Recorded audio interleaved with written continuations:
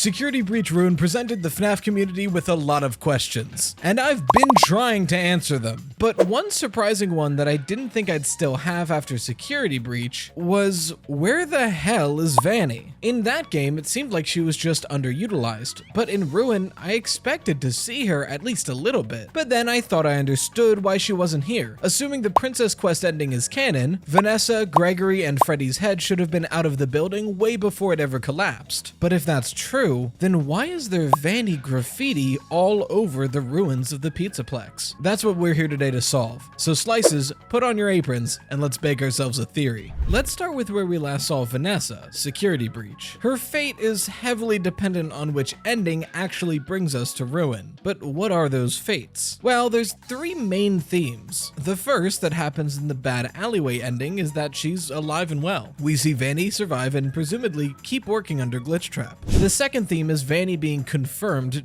dead. It's the outcome we see in the fire escape ending and the disassemble Vanny ending. Not a great track record so far, but there is one more theme we see in the Save Vanny ending, where Vanessa seemingly is freed of Vanny's influence because of the Princess Quest machine, and her, Gregory, and Freddy's head leave the Pizzaplex for good. Now, I hear you. I said that all the endings fit in those three themes, but I lied. I lied for dramatic effect. I'll do it again. Anyway, the other two endings just don't give us any information about Vanny whatsoever. The Van ending and the Burn Trap ending don't show her even a little bit, so I guess she's probably fine. That's where she is at the end of Security Breach, but what about Ruin? That's actually where we run into our major problem. A problem like not checking out my second channel, Rytoost, where highly edited gameplay videos get posted, like my part 1 of Ruin playthrough, my part 1 of My Friendly Neighborhood playthrough. You should go click link right there. Thank you very much for supporting it. Thank you. Anyway, like I said in the opener, at first this tracks with what we know about Ruin. Looking at the comic pages, Gregory seems to have invented all of these endings. The alley, the van, my favorite,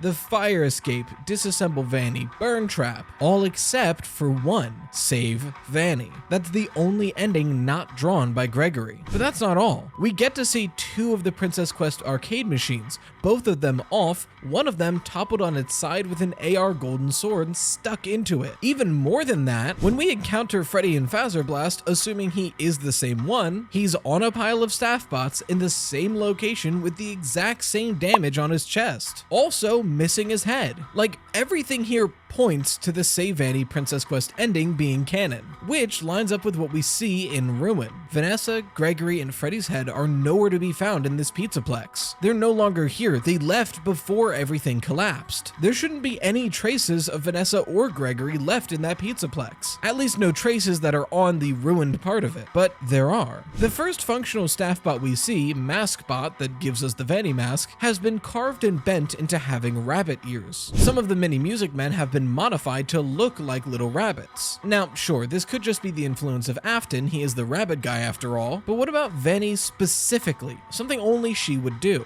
In a lot of spots of this ruined collapsed Pizzaplex, there's graffiti, but specifically graffiti depicting Vanny. Graffiti that could have only been put there after the Pizzaplex collapsed. So is Vanny out of the picture or isn't she? Did the Princess Quest machine even get beaten? Is that even the canon ending? Well, it is, but I don't think it's the only one. Let's look at what these comic pages mean to us. Does their existence necessitate that whatever they're depicting never happened? I'm not so sure. The game does tell us that Gregory created all of these, but look at the Burn Trap comic page. We have a very clear and specific drawing of Burn Trap and the Tangle, the new canon name for the Blob. It was in the file, so we officially know what the canon name is. And thank God, because it's way better than the Blob. Specifically from that ending. If we are to assume that this ending didn't happen, then this scene wouldn't have happened either. But the Tangle is real. We see it ourselves with our own eyes at the beginning of Ruin. So it's not like he created the idea of the Tangle. He must have seen it. The problem is, in Security Breach, if you've seen the Tangle, that means you've done the Burn Trap ending. To get there, you go down a one-way elevator shaft, and then a one-way hole in the ground, then you see the Tangle. If Gregory saw the Tangle, the only way to keep going was further down, implying he would have then met Burn Trap and done that boss fight. And if he did the boss fight, that would imply that the Tangle then took Burn Trap away, and we see Freddy and Gregory escape to a hill somewhere. So is that what happens here? Well, I don't think that makes much sense either, because of what Gregory knows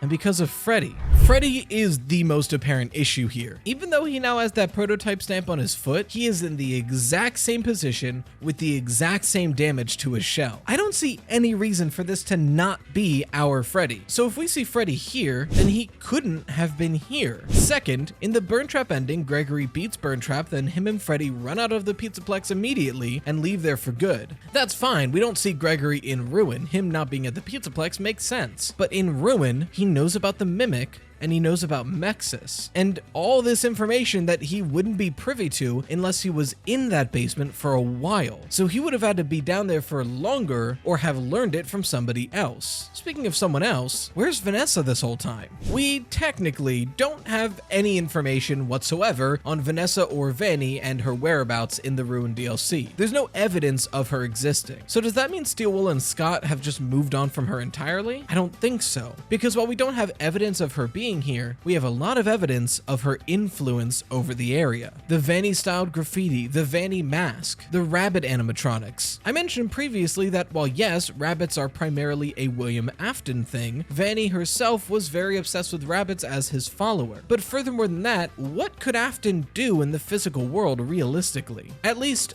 after the collapse of the Pizzaplex. The only piece of this game that I can figure could be influenced at all by Glitchtrap or William Afton in any way would be the Mimic or Helpy, presumably Glitchtrap. And the Mimic is trapped in the basement, and Helpy is in the AR world. Nobody here could do graffiti or physically modify animatronics, especially since the main Glamrocks seem to not be affected by the Glitchtrap virus anymore. They would need physical help. It's why they called Cassie down there in the first place. So if there is rabbit-themed mischief all over the Pizzaplex before Cassie gets there but after the collapse, what gives? How is Vanny still here if Vanessa left? Well, Tales from the Pizzaplex book coming out in October might just have our answer. For those who are unaware, in the first week or so of October, we're scheduled to get the final book in the Tales from the Pizzaplex series, or at least the final book currently announced, Tales from the Pizzaplex number 8, B7-2. And like most of the books that's come out for the series, folks got their hands on it early and started leaking things pretty much immediately. It has a lot of information about the games, especially FNAF 4, which we will get into at some point, trust me. But one of those big bits of information comes from the sequel of B7. Now, I haven't covered B7 on this channel because I personally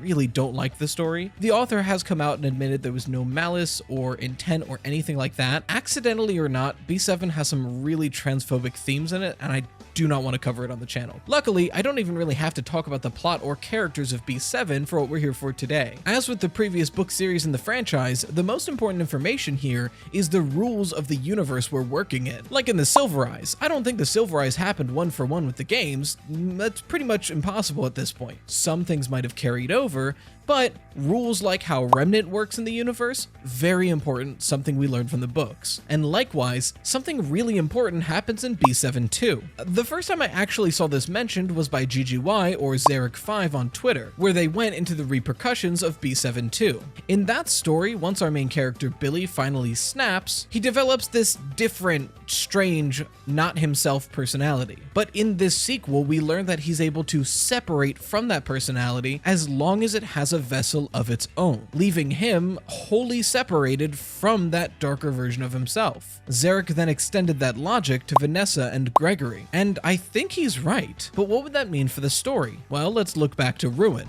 We get to see the two arcade machines that most likely held onto the lock on the minds of Gregory and Vanessa, Balloon World and Princess Quest.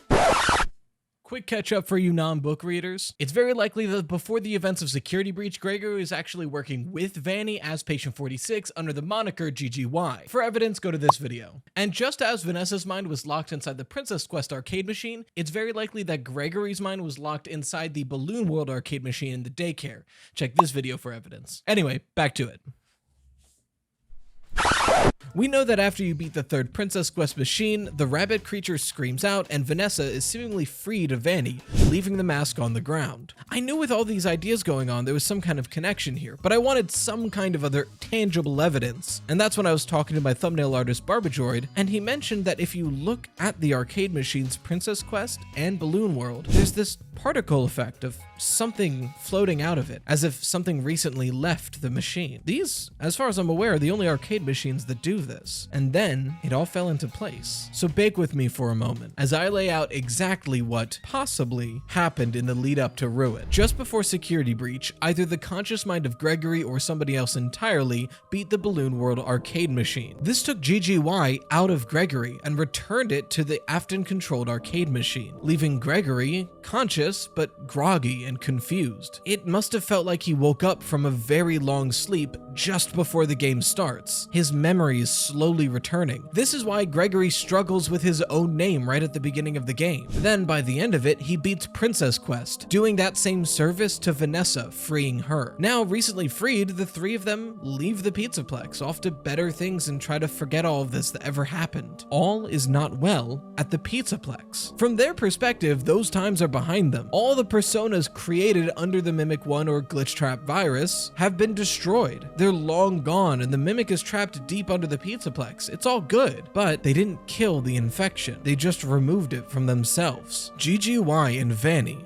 are still at the Pizzaplex. Their personality, their mannerisms, they just need new hosts. GGY being free a bit longer than Vanny was gave it a head start. And if it was personally created to serve the Mimic and even called itself his favorite apprentice, of course it would go to it. And if GGY went to the Mimic, there's a high probability that this personality infected it, just as it did Gregory. After all, the Mimic is trying its hardest to recreate Gregory to trick Cassie. It would make a lot of sense if it got a head start by absorbing this GGY personality. But then that still leaves Vanny still stuck inside the Princess Quest arcade machine. She also needs a vessel. So it's no mistake that GGY, as the Mimic, calls Cassie to the building and gives her the Vanny mask. Sure, the Mimic needs Cassie to deactivate the security nodes to free it, but throughout the game, it's testing Cassie and beginning to turn her into the perfect vessel for Vanny, and the Brazil ending